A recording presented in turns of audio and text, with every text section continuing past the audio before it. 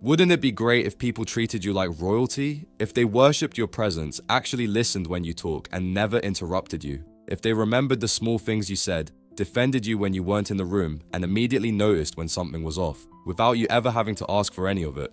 In today's video, I'm going to show you 7 specific ways to make that happen. And right from the start, I have to warn you, the first one is going to sound contradictory. 1. Make it all about them. If you want people to treat you like royalty, you start by making it all about them. There is nothing people love more than talking about themselves and feeling like, for once, the conversation is genuinely about them. Think about the best conversation you've had in the last month. Chances are you were the one doing most of the talking. The other person asked you questions, actually listened to the answers, and made you feel like what you were saying actually mattered. And it works the same way in reverse. When you give the people you're talking to that exact same feeling, a win-win situation happens. You give them the feeling of finally being seen and heard, and in return, they naturally want to give that same attention and energy back to you. This is called reciprocity. When someone gives us something, our human instinct is to give something back, make someone feel valued, and they will look for a way to make you feel valued too. But here's the one thing you need to understand for this to actually work. It has to be genuine. You have to actually want to listen, not because you're trying to manipulate them to get something back, but because you're truly interested in the person in front of you. So just show real, honest interest. Actually listen, and be curious about the other person. Do that and the rest takes care of itself. Almost like magic, people will start giving that same energy back to you. Great, now that we know the fundamental principle, let's get specific. 2. Remember what other people forget. I have an old university classmate, his name is Jonah, and I only see him once or twice a year. But every single time he does something that genuinely stuns me, he remembers everything. He remembers details from a conversation we had 8 months ago and brings them up like we talked yesterday. Even though we barely see each other, he always knows when my birthday's coming up and reaches out with a kind text message or even a phone call. Back in my university days, he even brought little birthday gifts to me and other classmates, although we didn't even know each other that well at that time. And here's what that does to me. I respect and appreciate him more than almost anyone else from that time in my life, despite barely seeing him. Every time we talk, I feel this quiet pull to give that same effort back to him. So here is what you can learn from that story. When someone tells you something, a stressful situation, an upcoming event, or a small detail about their life, actually file it away and bring it up again the next time you see them. Hey, how did your exam go? Have you finished the project you were mentioning last time? That one little sentence does way more than you can imagine. It shows the other person that they actually matter to you.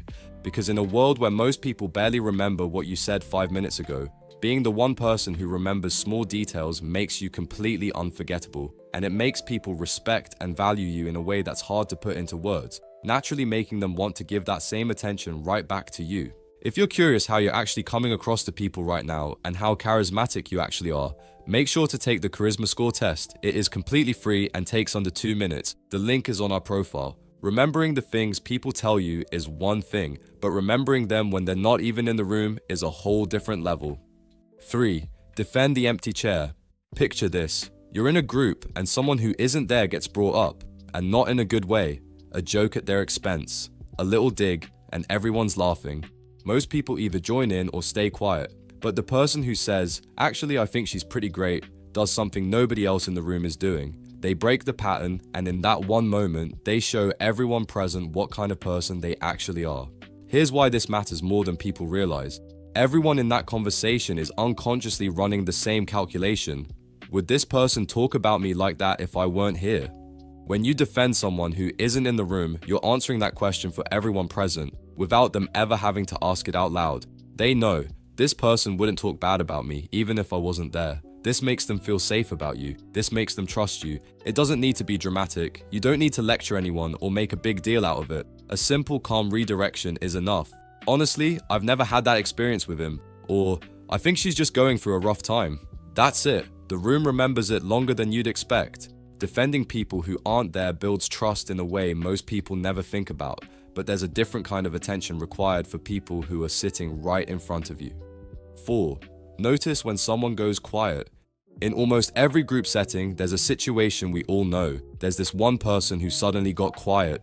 Maybe they received a text message and their energy shifted. Maybe a comment landed wrong and they pulled back slightly. Or maybe it's something you can't even see from the outside. Whatever it is, a moment ago, they were talking normally, but now they're silent for a bit too long. Most people don't catch it, or they catch it and don't say anything because it feels awkward to bring up.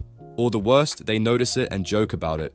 Hey, why are you so quiet all of a sudden? Did someone die?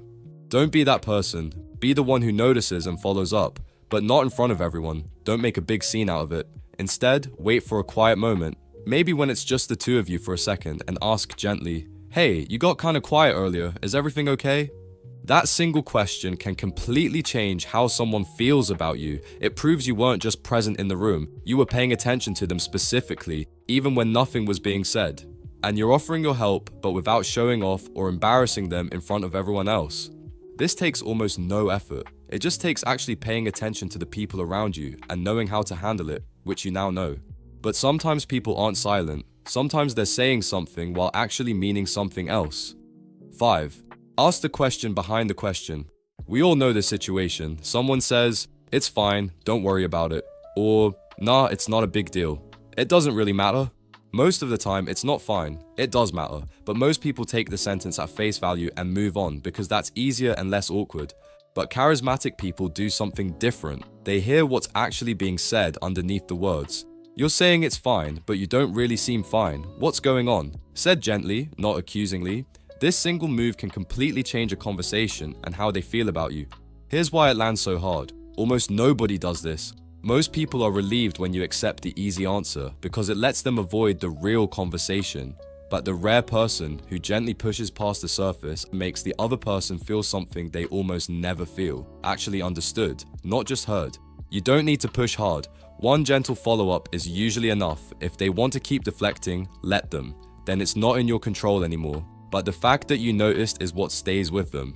Hearing what's underneath the words builds real connection. But there's another moment that comes up constantly in everyday life where most people completely miss the opportunity to make someone feel important.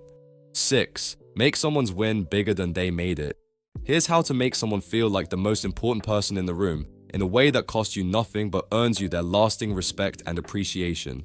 Someone mentions, almost in passing, oh, by the way, I actually got that promotion, and then immediately moves on to a different topic like it's nothing.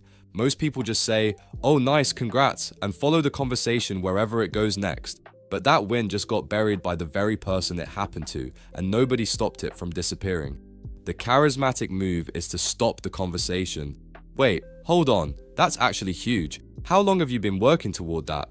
You make the moment bigger than they were willing to make it themselves. Here's why this matters so much. Most people downplay their own wins out of habit, not wanting to seem like they're bragging, not wanting to take up too much space, which means their real achievements often pass by without anyone ever properly acknowledging them. When you're the person who stops and actually celebrates it, you give them something they almost never get, a moment where their win gets to be exactly as big as it actually is. People remember who made them feel important on their best days. Be that person. Giving people your full attention and energy is powerful, but it has to come with one important limit, and that's exactly what this final point is about.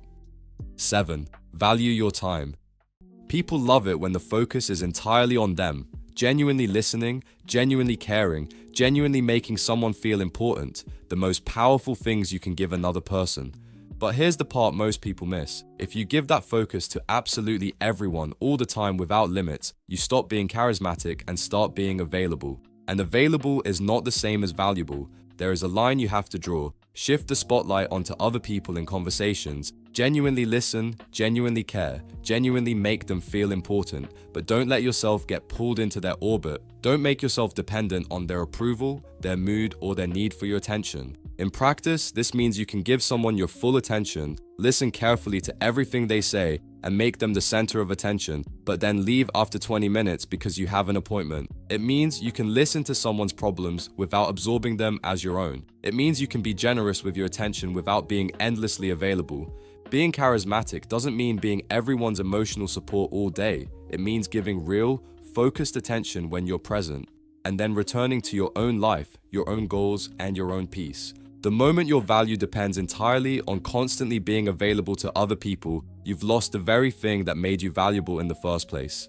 So give generously, but never give it all away. Let's quickly recap the 7 points. Make it about them. Remember what other people forget. Defend the empty chair. Notice when someone goes quiet. Ask the question behind the question.